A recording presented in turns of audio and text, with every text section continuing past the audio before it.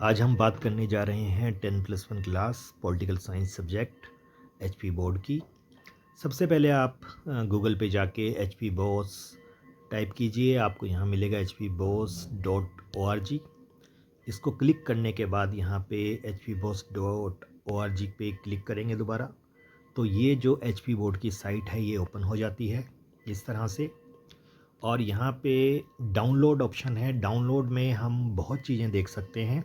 Syllabus देखना चाहें तो सिलेबस देख सकते हैं। फॉर्म्स, अलग अलग तरह के फॉर्म्स भी यहाँ पे मिल सकते हैं।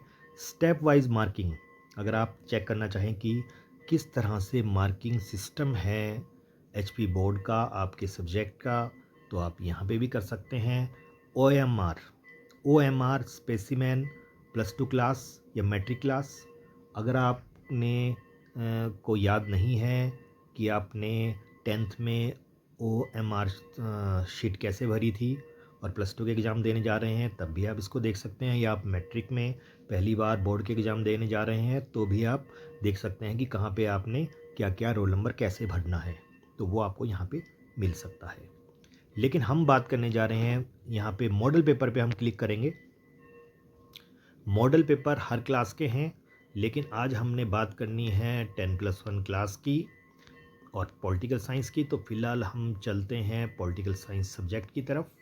ये देखिए model question paper political science, ये कहीं क्लिक हो गया, लेकिन हम कर लेते हैं। ये मैथमेटिक्स में चले गए थे हम, पॉलिटिकल साइंस। तो ये पॉलिटिकल साइंस का जो मॉडल पेपर है, ये 24-25 का मॉडल पेपर यहाँ पे है, वो दिया गया है। अगर आप इसको पढ़ना चाहें, देखना चाहें तो आप देख सकते हैं। लेकिन हम जाएंगे सबसे नीचे की तरफ। हमने बात करनी है इसकी political science 10+1 class distribution of marks की। इसमें क्या बताया गया है, तो सबसे पहले तो मैं यहाँ बताना चाहूँगा कि ये टॉपिक्स हैं यूनिट्स के रूप में। जो सिलेबस है 10+1 क्लास का पॉलिटिकल साइंस का, और इनको हमने याद करना होता है। लेकिन आज का वीडियो उन स्टूडेंट्स के लिए है जिनको पास होने में दिक्कत आ रही है कि वो कैसे पास हों। उनके लिए हम कुछ चैप्टर्स या यूनिट्स के बारे में बात करेंगे कि उनको अगर वो अच्छे से याद कर लें तो वो पासिंग मार्क्स हासिल कर सकते हैं। सबसे पहले मैं सेकंड पार्ट की तरफ जाऊंगा, पार्ट बी पॉलिटिकल थ्योरी। इसमें टोटल मार्क्स जो बनेंगे वो लगभग 40 मार्क्स बनेंगे। ये चैप्टर वाइज डिस्ट्रीब्यूशन है कि फर्स्ट यूनिट या चैप्टर 4 मार्क्स का है, सेकंड 5 का, ये 5 मार्क्स के चैप्टर हैं, और फिर ये 6 मार्क्स का है। 80 टोटल हुआ है फर्स्ट पार्ट और सेकंड पार्ट को मिला के, यानी कि ये 40 मार्क्स की यूनिट है। इस यूनिट को हम चाहेंगे कि स्टूडेंट्स पहले याद करें। इसमें से एक चैप्टर है जो छोड़ा जा सकता है, लेकिन बाकी सभी चैप्टर आपको याद करने हैं। तो कौन से चैप्टर आपको याद करने हैं, क्यों करने हैं, इस बारे में हम बात करने जा रहे हैं। सबसे पहले जो ये 18 चैप्टर है, धर्मनिरपेक्षता वाला चैप्टर है, ये आपको करना है। इसमें से एक क्वेश्चन आएगा 5 नंबर का और एक क्वेश्चन आएगा 1 नंबर का। तो 5 मार्क्स के जितने भी क्वेश्चन इस चैप्टर में बनते हैं वो आप अच्छे से याद करें। छोड़ना कुछ नहीं है, क्योंकि कोई भी क्वेश्चन आ सकता है। अगर आप कोई भी क्वेश्चन छोड़ेंगे, हो सकता है वही एग्ज़ाम में आ जाएं, तो फिर आपका कोई फ़ायदा नहीं होगा इस चैप्टर को याद करने का। तो 5 मार्क्स का इसमें से क्वेश्चन आना है, आपको इसे याद करना है। धर्मनिरपेक्षता एक आसान सा टॉपिक है, इजीली याद भी हो सकता है। इसके बाद 12th चैप्टर की बात करता हूँ, फ्रीडम की बात करता हूँ, स्वतंत्रता वाला चैप्टर है। ये 5 मार्क्स का चैप्टर है और इसमें से एक ही क्वेश्चन आना है, वो 5 मार्क्स का ही आना है। तो 5 मार्क्स में इसमें जो जो क्वेश्चन बनते हैं इस चैप्टर में, वो भी आप याद कर लीजिए। तो ये 10 मार्क्स के 2 चैप्टर हैं और क्वेश्चन ही इसमें से 5 नंबर के आने हैं। इसके अलावा बाकी भी याद करने हैं। उसके बाद 16 चैप्टर सिटीजनशिप का यानी नागरिकता का, ये काफ़ी आसान चैप्टर है। अगर आप ध्यान से पढ़ेंगे, अगर आपने क्लास में भी ध्यान से सुना होगा, तो ये एक आसान चैप्टर है। 5 मार्क्स का ये चैप्टर है। इसमें अलग अलग तरह के क्वेश्चन आने हैं, 2 नंबर 3 नंबर, अभी बात करेंगे, लेकिन फ़िलहाल हम टिक कर लेते हैं कि कौन से चैप्टर पहले करने हैं। इसके बाद आप राइट्स का चैप्टर भी याद कर सकते हैं, क्योंकि ये तो पार्ट बी है, ये तो हमें सारा ही याद करना है लगभग। राइट्स अधिकारों के बारे में, उनकी विशेषताओं के बारे में इसमें दिया गया है, तो वो करने हैं। सोशल जस्टिस का जो सामाजिक न्याय है, इसमें भी टॉपिक आसान है। इक्वलिटी यानी समानता, समानता के चैप्टर भी आसान हैं, तो आप ये कर सकते हैं। और एक पॉलिटिकल थ्योरी, इसमें राजनीति के बारे में है, राजनीति की आधुनिक परिभाषा, राजनीति की परंपरावादी परिभाषा, राजनीति का क्षेत्र, ये इंपॉर्टेंट क्वेश्चन बनते हैं, तो आप इसे भी कर सकते हैं। हालांकि ये 4 मार्क्स का आएगा, तो अगर किसी को लगता है कि 4 मार्क्स का है, हम इसे ना करें, तो कोई बात नहीं, आप बाकी के चैप्टर कर सकते हैं। जो ये सभी चैप्टर करेंगे उनका 35 मार्क्स का बनता है।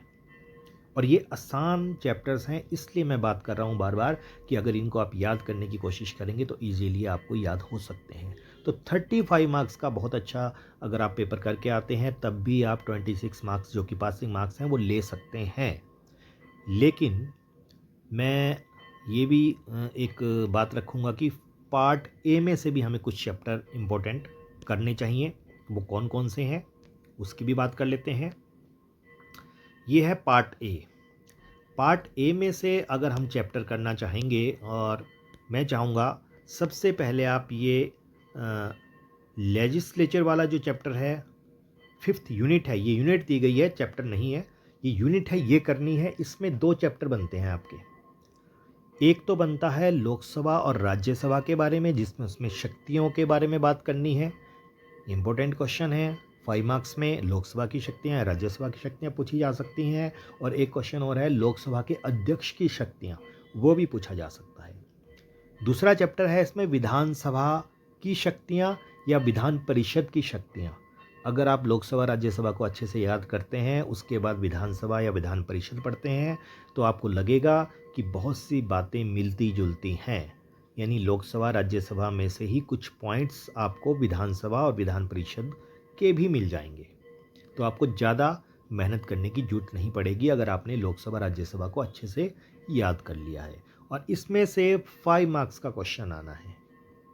बड़ी बात यह है कि 5 नंबर का क्वेश्चन आना है, तो इम्पोर्टेंट क्वेश्चन लोकसभा या राज्यसभा की शक्तियाँ या उनका दोनों का कंपैरिजन, उनकी तुलना, ये क्वेश्चन इंपॉर्टेंट है। पर फिर भी आपको पूरी यूनिट, पूरे चैप्टर ही करने पड़ेंगे। इसके अलावा एक फेडरलिज्म वाला, संघवाद वाला ये चैप्टर है, तो इसमें से एक क्वेश्चन आना है, वो 3 मार्क्स का आना है। लेकिन इसमें बहुत कम क्वेश्चन बनते हैं, जैसे कि भारतीय संविधान की एकात्मक विशेषताओं का वर्णन करो, भारतीय संविधान की संघात्मक विशेषताओं का वर्णन करो, ये सबसे इम्पोर्टेंट है। इसके अलावा भी कोई एक आधा और क्वेश्चन अगर बनता है तो वो भी आपने याद करना है। फिर इसके बाद हम बात करना चाहेंगे राइट्स वाले चैप्टर की। इसमें ये जो यूनिट है राइट्स वाली यानी अधिकारों वाली, इसमें 2 चैप्टर बनते हैं। एक चैप्टर में तो आपके जो 6 मौलिक अधिकार हैं उनके बारे में बताया जाएगा, और दूसरे चैप्टर में मौलिक कर्तव्यों के बारे में बताया जाएगा। दोनों चैप्टर 5 मार्क्स के बनते हैं। हालांकि 2 चैप्टर हैं 5 मार्क्स के हैं, तभी मैंने कहा था कि जो आपका पार्ट बी है वहाँ पे हर यूनिट में एक एक चैप्टर है, और हर चैप्टर 5-5 नंबर का है, और लास्ट वाला चैप्टर धर्मनिरपेक्षता वाला 6 नंबर का है। तभी मैंने पार्ट बी को पहले बताया आपको कि उसमें से आपने ये चैप्टर कर लेने हैं, क्योंकि वो इजी हैं। लेकिन ये जो सेकंड यूनिट है, इसमें 2 चैप्टर बनते हैं, मौलिक अधिकारों का चैप्टर और एक आपका मौलिक कर्तव्यों का चैप्टर। अगर आपने क्लास में ध्यान से सुना होगा तो आपको लगेगा कि ये भले ही 2 चैप्टर हैं, लेकिन ये आसान चैप्टर हैं, हमें इजीली याद होने वाले चैप्टर हैं, तो आप इनको भी कर सकते हैं। तो आपके अब मार्क्स बढ़ते जा रहे हैं, क्योंकि 35 मार्क्स का हमने सिलेक्ट किया था पार्ट बी में। फेडरलिज्म 3 नंबर का आ गया, तो ये 38 मार्क्स हो गए। लेजिस्लेचर 5 नंबर और ऐड कर लेते हैं तो 43 मार्क्स हो गए। 5 नंबर इसमें सेकेंड यूनिट के लगाओ तो 48 मार्क्स का हमने आपको इम्पोर्टेंट बता दिया है। 48 मार्क्स को अगर आप बार बार रिवाइज करें, बार बार याद करें, पूरा याद करें, कुछ ना छोड़ें इसमें से, तो फिर आप इजीली 26 मार्क्स ले सकते हैं। वो बच्चे जिन्होंने इसमें कोई और चैप्टर भी ऐड करने हैं तो उनके लिए भी बता देता हूँ मैं। एक तो लोकल गवर्नमेंट का, जिसमें आपको ग्राम पंचायत की आय के साधन या उनकी शक्तियाँ, नगर निगम की आय के साधन या उनकी शक्तियाँ, नगर पालिका की आय के साधन और शक्तियाँ जो कि मिलती जुलती हैं, वो आप इसमें से कर सकते हैं। भले ही इसमें से भी मेरे ख्याल में अभी देखते हैं कि 3 मार्क्स का ही आना है, लेकिन आसान है। ज़्यादातर हमारा ग्रामीण क्षेत्र है तो हम पंचायतों के बारे में जानते भी हैं, प्रधान के बारे में भी जानते हैं, तो ये हम इजीली कर सकते हैं। फर्स्ट चैप्टर यूनिट, माफ़ कीजिएगा, इसमें भी 2 चैप्टर आते हैं और अधिकतर बच्चों को ये पहला चैप्टर या दूसरा चैप्टर याद होते हैं, क्योंकि शुरुआती यहीं से होती है। बच्चा पढ़ना भी जब शुरू करता है तो पहला ही चैप्टर याद करता है बार बार। तो फिर इसलिए मैं ये कहूँगा कि अगर ये भी आप चैप्टर अगर कर लें, फर्स्ट वाला जिसमें संविधान के बारे में है, संविधान का निर्माण कैसे हुआ उस बारे में है, और दूसरा चैप्टर इसी में बनता है संविधान के सोर्सेज कौन कौन से थे, जन्म संबंधी सोर्सेज के बारे में और विकासवादी जो स्रोत हैं उनके बारे में ये चैप्टर है। तो कोई ज़्यादा टफ चैप्टर नहीं है, आसान चैप्टर है, तो आप इसको भी कर सकते हैं। तो ये लगभग आपका बनता है 54 या 55 मार्क्स का। बस अगर आपको पास होने में दिक्कत है तो आप इसी तरीके से चलें। पहले वो चैप्टर जो है डिस्ट्रीब्यूशन ऑफ मार्क्स, इसमें बताया गया है कि किस यूनिट से 1 मार्क के कितने क्वेश्चन आने हैं। जैसे कि ये बताया गया है कि जो फर्स्ट यूनिट है संविधान वाली, उसमें से 1 मार्क के 2 क्वेश्चन आने हैं, तो आपको शॉर्ट क्वेश्चन करने पड़ेंगे इस चैप्टर में। और 2 मार्क्स का एक क्वेश्चन आना है, तो आपको छोटा क्वेश्चन, छोटे जो क्वेश्चन हैं 2-2 नंबर के, जो 40-50 शब्दों में लिखने हैं, वो आपको याद करने हैं। 3 मार्क्स का कोई क्वेश्चन नहीं आना है, तो बहुत ज़्यादा पॉइंट्स या बहुत बड़े क्वेश्चन आपको याद नहीं करने हैं। 5 मार्क्स का तो आना ही नहीं है, तो बड़ा क्वेश्चन आपको करने की ज़रूरत नहीं है। तो ये तरीका है अपनी तैयारी करने का कि जितने नंबर के क्वेश्चन पूछे गए हैं उतने नंबर के क्वेश्चन ही आपने याद करने हैं। अगर आप बिना देखे याद करेंगे तो आप बड़े बड़े क्वेश्चन याद करने शुरू कर देंगे, 5 नंबर में 5-5 पॉइंट याद करने शुरू कर देंगे, कोई फ़ायदा नहीं होगा। क्योंकि इस यूनिट में से, यानी फर्स्ट जो 2 चैप्टर हैं उस यूनिट में से सिर्फ 2 नंबर का एक क्वेश्चन आना है, यानी कि आपको संविधान किसे कहते हैं, संविधान का अर्थ क्या है, संविधान के 2 कार्य बताओ, संविधान सभा के 2 कार्य बताओ, जन्म संबंधी स्रोत किसे कहते हैं, विकासवादी स्रोत किसे कहते हैं, नेहरू रिपोर्ट क्या है, उद्देश्य प्रस्ताव क्या है। ऐसे ऐसे क्वेश्चन आपने करने हैं, छोटे क्वेश्चन करने हैं, और ये चीज़ आपने सभी चैप्टर में फॉलो करनी है। फॉर एग्जांपल हम बात करते हैं, जैसे कि यहाँ पे एक गलती भी हुई है, फ्रीडम वाला चैप्टर है, स्वतंत्रता वाला। अब स्वतंत्रता वाले चैप्टर में अगर हम देखें तो 1 नंबर का कोई क्वेश्चन नहीं आना है, 2 नंबर का कोई क्वेश्चन नहीं आना है, 3 नंबर का कोई क्वेश्चन नहीं आना है, और 5 नंबर का कोई क्वेश्चन नहीं आना है। लेकिन ऐसा नहीं है, 5 नंबर का क्वेश्चन इसलिए आना है क्योंकि 5 मार्क्स टोटल हैं, तो यहाँ पे हमने गलती पकड़ी है, तो यहाँ पे सिर्फ 5 नंबर का ही क्वेश्चन आना है। तो ये ध्यान रखना है, यहाँ पे थोड़ा गलत दिया गया है, तो हम इसको टिक करेंगे कि नहीं, 5 नंबर का ये क्वेश्चन आना है, 5 नंबर का क्वेश्चन इसमें आना है। तो अब कहने का मतलब ये है कि जो ये स्वतंत्रता वाला चैप्टर है, फ्रीडम वाला चैप्टर है, इसमें से आपको बड़े क्वेश्चन करने हैं, बड़े क्वेश्चन करने हैं। इसमें से शॉर्ट क्वेश्चन कोई नहीं आना है, तो आपको शॉर्ट क्वेश्चन नहीं याद करने हैं।